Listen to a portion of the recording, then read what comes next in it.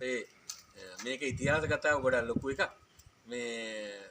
මේක කියපු ගානට වැඩිය අපිට භාගයක් අඩුවෙන් තමයි දුන්නේ. මොකද ඒ අයිතිකාරයා මේ දැනගත්ත මේ අපි ගණ්ඩ අඬ ගහලා තිබුණා. අපි ගණ්ඩ යන්නේ. ගන්නවා කියලා කිව්වට ගණ්ඩ යන්නේ. ඊට පස්සේ එයා ඇහුවා විස්තරي ඇයි කියලා. එයාම ඊට පස්සේ අපි කිව්වා මේ අපි තාම සල්ලි එකතු කරගන්නවා පොල් කඩු එකතු කරලා අරමුණ කරලා එකතු කරගන්නවා. එහෙම එකතු කරගෙන තමයි මේකේ යන්නේ කියලා කිව්වහම ඊට පස්සේ අපිට මේ බස් එක දුන්නේ රුපියල් ලක්ෂ 6 මාර්කට. හරිද? 6 මාර්කට ඊට පස්සේ අපිට එන්න තෙල් ගහ ගන්න සල්ලි තිබුණේ. ඊට පස්සේ අපි සල්ලි නැහැ තෙල් ගහ ගන්න මේ කොච්චර දුරට යන්න ඕනද කියලා කිව්වා. ඊට පස්සේ එයා අපිට ආපහු රුපියල් 50000 දුන්නා. තෙලුත් ගහගෙන ඉතුරු ටික මේකේ මේ වහලෙත් ගහගෙන ඒ වැට්ටි කරගන්න කියලා. ඉතින් අද බයික් එකක් දෙන්නෙත් නැහනේ. අපි කල්පනා කරේ මේකේ තියෙනවා ඇම්පියර් 100 බැටරි දෙකක්. හරිද? බැටරි දෙකම වික්කේ අපිට බර ගානකට ටයර් ටිකත් එක්ක. ඉතින් මේ මිනිස්සුන්ට ගොඩක් පින් සිද්ධ වෙන්න ඕන. අපිට එහෙම අපේ දරුවෝ ව්‍යවසායකත්වයේ බිහි කරලා ගිහලා හදාගත්තු කරුවෝ. ඊට පස්සේ අපේ ආශිෂ්‍යාවක් එහෙම මේකට උදව් කරා. ඊට පස්සේ මේ වැඩ පිළිවෙල බැලන්ස් කරගෙන යන්න. එහෙම එක එක්කෙනා උදව් කරනවා.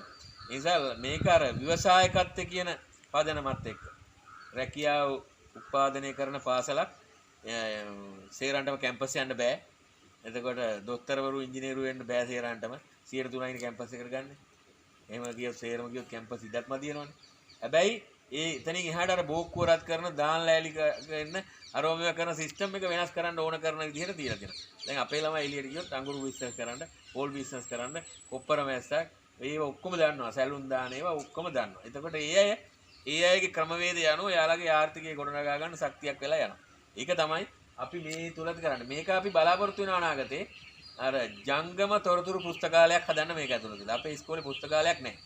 ඉතින් අපි හිතාගෙන ඉන්නවා මේක ඇතුලේ ලස්සනට ස්මාර්ට් ටීවී එකක් ගහලා මේක ඇතුලේ සීට් වෙනස් කරලා ඉල්ලලා ඔක්කොම කරලා ඇතුලට පුස්තකාල කබඩ් ගහලා ළමයින්ට කියවන්න කරන්න පුළුවන් විදියට පුස්තකාලයක් හදන්න අපි ස්ථාවර පුස්තකාලයක් හදලා නැහැ. මේක තමයි අපි හිතාගෙන ඉන්නේ හදන්න. මේක එතකොට අර නිමාඩු කාලේ හිතාගෙන ඉන්නවා ගමට යන්න පුළුවන් මේක අරන් ගිහලා. ගමේ හන්දියකින් නැවැත්තුවා. ඊට පස්සේ පොත් කියවන්න එන්න කැමති කට්ටියට එන්න කියලා කිව්වා. ඒ නිසා පොඩි වෙනස් සංකල්පයක් යන්න තමයි. අපිට ගමනක් යන්න ඕන වෙලාවට ආපහු සීට් එක හයි කරගත්තා. ඒ විදිහට දාගත්තා. අපි මේ වැඩේට පාවිච්චි කරනවා කියන අදහසක් එක තමයි අපි මේ වැඩේ තියාගෙන ඉන්නේ. අපි බලාපොරොත්තු වෙන ඉතින් ලබන අවුරුද්දේවත් මේක ජංගම තොරතුරු පුස්තකාලයක් බවට පරිවර්තනය කරන්න අපිට පුළුවන් ඒ කියලා. අර අඟුරු කතාව මොකද්ද බස් එකේ සම්බන්ධයෙන්? අඟුරු පුච්චලා තමයි ගත්තේ අපි. ඒ කියන්නේ අපේ ගමේ කට්ටිය ගෙන් ගෙවල් වලින් අපි පොල් කටු එකතු කරගන්නවා. එකතු කරගත්තාට පස්සේ ග්‍රවුන්ඩ් එකට ගෙනල්ලා අපේ ළමයි අඟුරු පුච්චනවා. අඟුරු පුච්චලා ඒ විකුණපු අපි හේලියස් එකට තමයි අඟුරු වික්කේ. රාමනායක ට්‍රේඩ් සෙන්ටර් කියන ප්‍රොඩක්ට් කියන එකට තමයි අපි වික්කේ. විකුණලා අපිට ලොකු මිලක් හම්බුණා. හොඳ මිලක්. ඒකෙන් ගත්ත අපේ අතේ තිබුණු මුදල දීලා තමයි ඊට පස්සේ අපි මේක ඒ අයිතිකාරයාගෙන් මිලදී ගත්තා. ඉතින් ඒ නිසා අපි ආඩම්බරෙන් කියනවා මේක කාගේවත් නෙමෙයි මේක අපේ.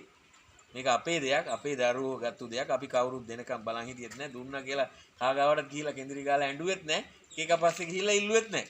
හරිද? ඊට පස්සේ අපිට මේකට හැබැයි උදව් කරන අපේ ආශිෂ්‍යාවක් මේ ඉස්කෝලේ ගොඩක් කල් ඉගෙන ගත්තු ආශිෂ්‍යාවක් එයා ඉන්න රට. එයාත් ඊට පස්සේ අපිට මේකට සහයෝගයක් මේක අරගෙන දුන්නා. ඉතින් එයාටත් ගොඩක් ස්තුතිවන්ත වෙනවා මේ කරපු උදව්වට.